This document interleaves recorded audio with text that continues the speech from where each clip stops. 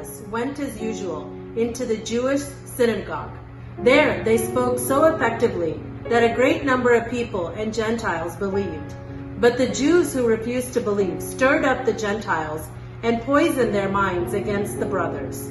So Paul and Barnabas spent considerable time there, speaking boldly for the Lord, who confirmed the message of his grace by enabling them to do miraculous signs and wonders. The people of the city were divided.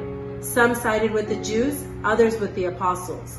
There was a plot afoot among the Gentiles and Jews, together with their leaders, to mistreat them and stone them. But they found out about it and fled to the Lycaonian cities of Lystra and Derbe and to the surrounding country, where they continued to preach the good news. In Lystra there sat a man crippled to his feet, who was lame from birth and had never walked. He listened to Paul as he was speaking. Paul looked directly at him, saw that he had faith to be healed, and called out, "Stand up on your feet."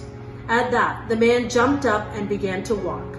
When the crowd saw what Paul had done, they shouted in the Lycaonian language, "The gods have come down to us in human forms." Barnabas they called Zeus, and Paul they called Hermes, because he was the chief speaker. The priest of Zeus, whose temple was just outside the city, brought bulls and wreaths to the city gates, because he and the crowds wanted to be of sacrifice to them. But when the apostles Barnabas, Paul, and heard of this, they tore their clothes and rushed out to the crowd, shouting, "Men, why are you doing this? We too are only men, human like you. We are bringing you good news, telling you to turn from these worthless things to the living God, who made heaven and earth and sea and everything in them. In the past he had let all the nations go their own way, yet he had not let himself without testimony. He has shown kindness by giving you rain from heaven and crops in their season. He provided you with plenty of foods and fills your heart with joy." Even with these words, they had difficulty keeping the crowds from sacrificing to them. Then some Jews came from Antioch and Iconium and won the crowd over.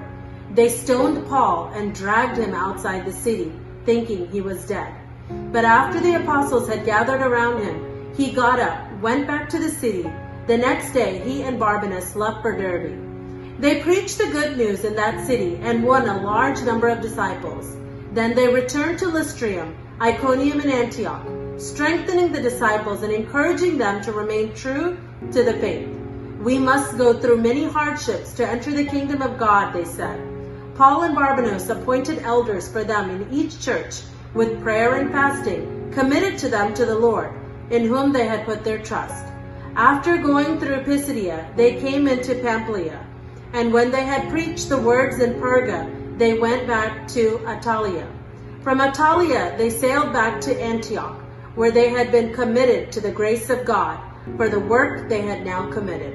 On arriving there, they gathered through the church and reported all that God had done and how he had opened the doors of faith to the Gentiles. And they stayed there a long time with the disciples.